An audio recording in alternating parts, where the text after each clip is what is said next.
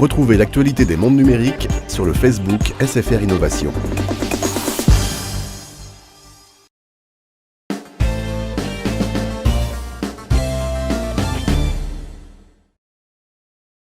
Alors cette tablette, c'est le fruit du travail de Motorola et de Google d'abord, puisqu'en fait c'est la première tablette avec Honeycomb. Donc Honeycomb, c'est l'Android 3.0. Motorola, en tant qu'entreprise, a décidé de ne pas se lancer dans le marché des tablettes avant qu'il y ait un software dédié pour les tablettes qui vraiment tire parti de l'écran et qui repense complètement l'ergonomie.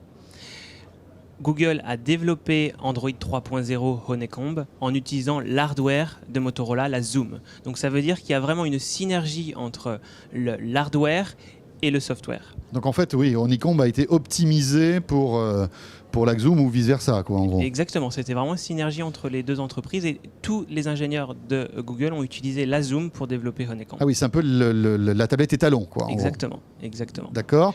Et alors, qu'est-ce qu'apporte Honeycomb à une tablette aujourd'hui tactile ? Donc Honeycomb, c'est se dire qu'il faut repenser complètement l'interface pour tirer parti de la taille d'écran qui va commencer à pouvoir faire ce qu'on appelle du multi-fenêtre, ce qui n'était pas le cas sur le smartphone.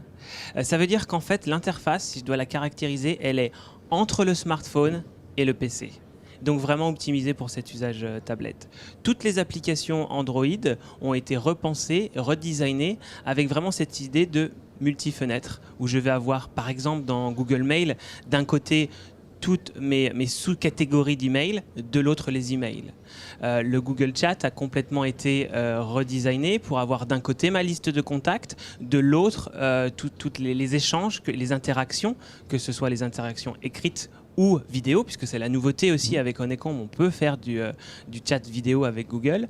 Donc vraiment, on tire parti de cet écran.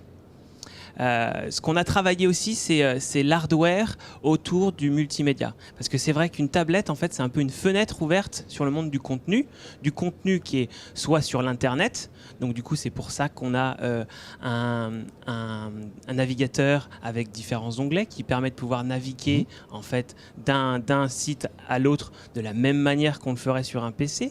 Mais c'est aussi du contenu dans le device et dans le produit, dans la tablette.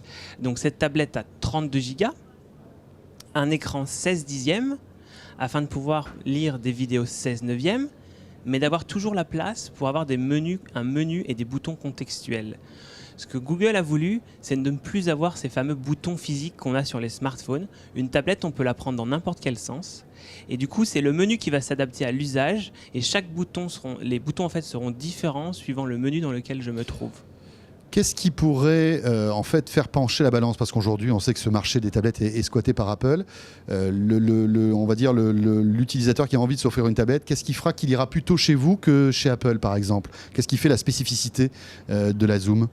Alors, la Zoom et comme Android, a cette idée de liberté et d'ouverture. C'est-à-dire qu'on laisse libre à l'utilisateur d'utiliser n'importe quel type d'MP3, de musique, de contenu.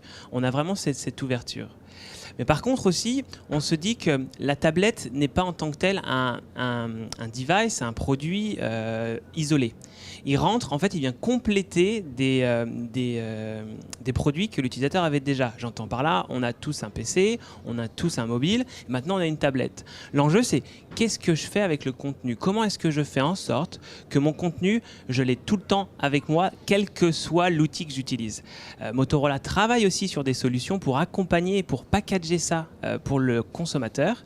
Et on va lancer MotoConnect, qui n'est autre qu'une solution qui va permettre de rendre disponible très facilement tout le contenu du PC, du disque dur PC, sur n'importe quel device qui soit connecté soit via du Wi-Fi, soit via de la 3G. Donc ça veut dire qu'avec MotoConnect, n'importe où je suis, j'ai accès au contenu qui est à la maison sur mon PC, depuis ma tablette ou depuis mon smartphone. Donc c'est ça en fait, c'est que se dire qu'on est en train de multiplier les produits. Comment est-ce que j'accompagne l'usage derrière, le contenu auquel je dois accéder avec tous ces devices connectés ? Au niveau spécificité technique, toujours du dual-core en fait, comme le smartphone, on est sur la même configuration hardware ? On est sur du dual-core NVIDIA 2 GHz, on est sur 1 Go de RAM, on a du 5 mégapixels, de la prise vidéo en 720p, On a du 2 mégapixels sur le devant pour faire tout ce qui est vidéo chat et du 32 Go intégré. 2 variantes de cette tablette, une variante 3G Wi-Fi et une variante Wi-Fi. Ça sort quand et à quel prix? Ça sort donc sur Q2. Donc Q2, donc deuxième trimestre. Deuxième trimestre, pardon. Et le prix est en train d'être défini.